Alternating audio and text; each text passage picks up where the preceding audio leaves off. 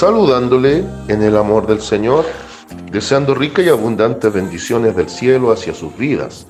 Ha llegado la hora de compartir el devocional, el pancito diario de vida que tanto bien hace a nuestras almas. Hoy corresponde nuestra sección ¿Sabías qué? Y en el ¿Sabías qué? De hoy, ¿sabías que Dios dice mucho a través del silencio? ¿Cómo? Repito, Dios dice mucho a través del silencio. Y lo voy a demostrar a través de un pasaje bíblico de los profetas. Hubo un profeta al cual Dios deja mudo. Y no me estoy refiriendo a Zacarías, padre de Juan el Bautista, porque profeta no era, era sacerdote. Me estoy refiriendo al profeta Ezequiel. Vamos a la Biblia, acompáñeme por favor. Libro del profeta Ezequiel, capítulo 3, versículos 22 al 27. Libro del profeta Ezequiel, capítulo 3, versículos 22 al 27. Parece contradictorio. Aparentemente es una paradoja. ¿Cómo que Dios va a hablarnos, va a decirnos muchas cosas, va a proclamar voluntad, deseo a través del silencio? Leamos, y voy a leer en el nombre del Señor Jesucristo la palabra de nuestro Dios, que dice de la siguiente manera: el profeta mudo. Vino allí la mano de Jehová sobre mí y me dijo: levántate y sal al campo, y allí hablaré contigo. Y me levanté y salí al campo, y aquí que allí estaba la gloria de Jehová, como la gloria que había visto junto al río Quebar. Y me postré sobre mi rostro. Entonces entró el Espíritu en mí y me afirmó sobre mis pies, y me habló y me dijo: entra y enciérrate dentro de tu casa. Y tú, oh hijo de hombre, he aquí que pondrán sobre ti cuerdas, y con ellas te ligarán, y no saldrás entre ellos. Y haré que se pegue tu lengua a tu paladar, y estarás mudo. Y no serás a ellos varón que reprende, porque son casa rebelde. Mas cuando yo te hubiere hablado, abriré tu boca y les dirás: así ha dicho Jehová el Señor. El que oye, oiga, y el que no quiera oír, no oiga, porque casa rebelde son. Amén. ¿Sabe que una de las cosas que aparentemente es más contradictoria es que en este mismo capítulo 3 se presentan dos puntos aparentemente antagónicos? Después de la introducción, podemos decir, del capítulo 3, donde Ezequiel debe comer el rollo, caso muy similar a Apocalipsis capítulo 10, cuando Juan, el teólogo, mismo autor de los evangelios y de las cartas, debe comer el libro para profetizar. Ahora, desde el 16 al 21, se muestra lo que es el deber de la atalaya, que tiene su complemento en este mismo libro de Ezequiel, pero ahora en el capítulo 33, desde el versículo 1 al 9. Y el deber de la atalaya era hablar, anunciar y denunciar.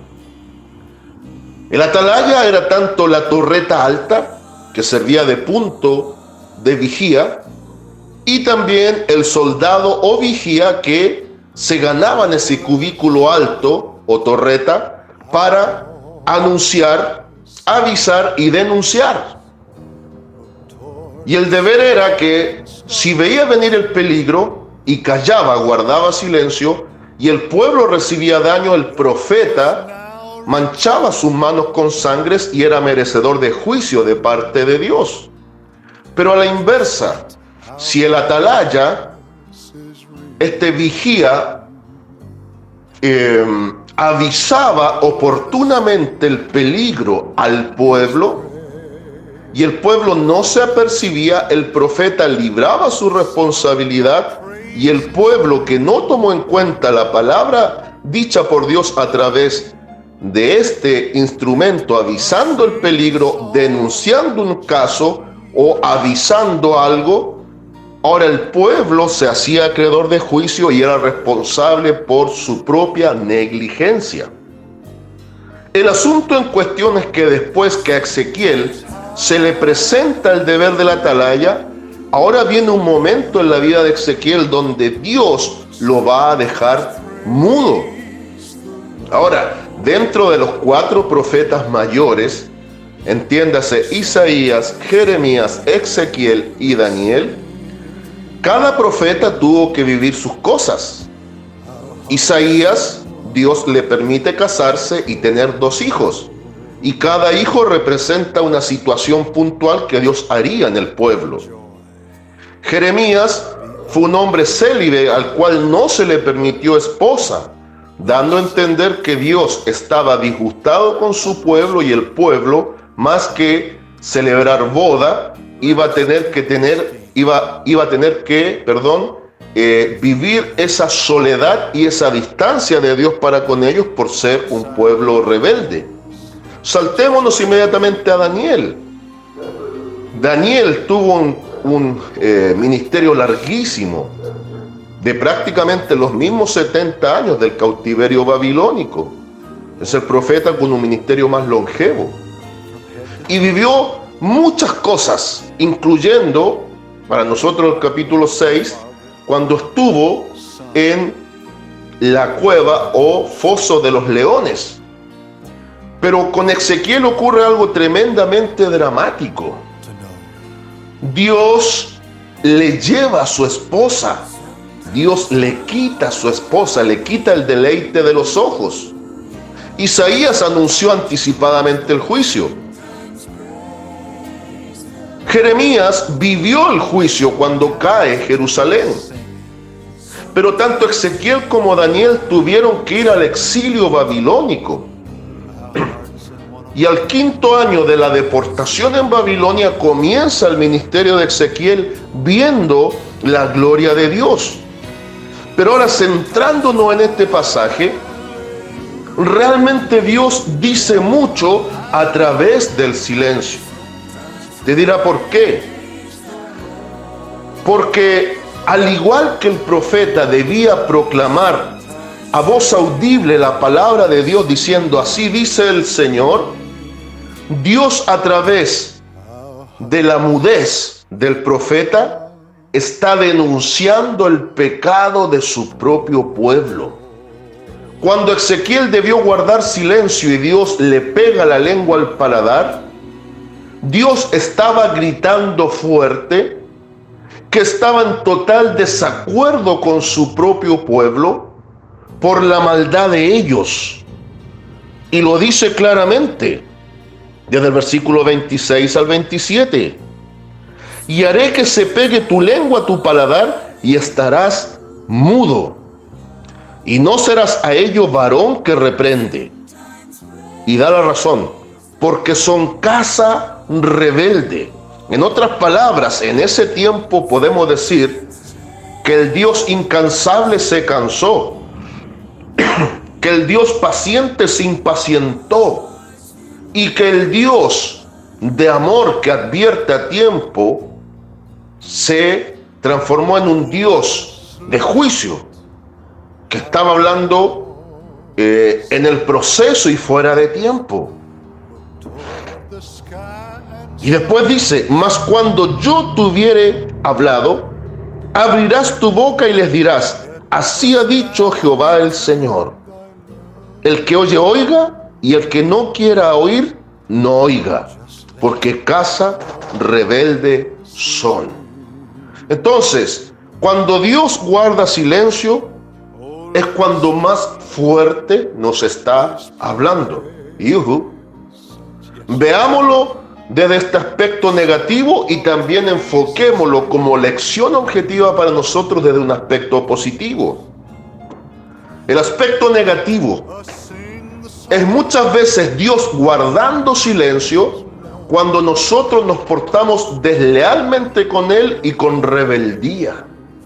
Muchas veces en ese silencio, y si nosotros somos consecuentes primero con Dios y después con nosotros mismos para proyectarnos hacia los demás, muchas veces Dios no nos va a dar respuesta, porque a través de su silencio está manifestando su desaprobación hacia nuestra conducta. Y ese es el caso por medio de Ezequiel. Pero ahora veámosles el lado positivo. Muchas veces en medio de una prueba, ya no un caso de disciplina, porque lo he explicado varias veces que hay una diferencia sustancial. Dios disciplina y castiga al hijo rebelde. Y Dios prueba al hijo obediente. Son dos cosas diferentes, por favor. No nos engañemos nosotros mismos. A veces le atribuimos prueba a lo que es disciplina. Y pretendemos y queremos que Dios nos hable. Y nos desesperamos cuando estamos siendo reprendidos en base al silencio de Dios frente a nuestro mal obrar. Pero ahora enfoquémonos en el lado, por ejemplo, de la prueba. Cuando estamos siendo probados, tentados, o estamos padeciendo algo que es justo por la causa de Él, también Dios guarda silencio. Pero en este tipo de silencio hay gran bendición si somos pacientes para esperar el tiempo oportuno cuando la palabra de Dios nos hable para bendecirnos. Efectivamente, traigamos esto a algo muy fácil de entender. Cuando estamos en examen, en algún área estudiantil o en algún grado académico, yo nunca he visto que un profesor, un maestro, nos esté hablando en medio de la prueba, en medio del examen. ¿Y por qué como cristianos vamos a querer pretender que en medio de una prueba Dios nos tenga que estar hablando? No, eso es lógica. Pero a través de ese silencio Dios está diciendo mucho, en lo positivo como en lo negativo. En lo positivo está mostrando su desaprobación. En lo negativo Dios está mostrando su desaprobación. Pero en lo positivo, Dios está esperando que nosotros en fe esperemos pacientemente. Por eso, amada iglesia del Señor, cuando Dios guarde silencio en algo que estás viviendo, sabiendo que es prueba, sabiendo que estamos en examen, sabiendo que es un proceso necesario para una bendición o una promoción mayor, no nos desesperemos cuando Dios está en silencio. Porque a través de ese silencio, Dios está diciendo mucho. Está diciendo paciencia. Está diciendo no temas. Está diciendo yo estoy más cerca de ti que nunca. Está diciendo estoy probando tu fe. Está diciendo es necesario que vivas esto y que yo guarde silencio para formar un carácter espiritual en ti. Pero qué lindo, amada iglesia, una vez que pasa el tiempo del silencio, cuando Dios comienza a hablar. Y al concluir, no te olvides del gran ejemplo. Después de Malaquías, Dios guardó silencio por 400 años. Pero comenzó a resonar la voz del Bautista que era tiempo de arrepentirse, porque el reino de los cielos se había acercado y era el tiempo de la bendición, porque el Cristo de gloria apareció en la escena. Eso también muchas veces aplica en nuestra propia vida espiritual.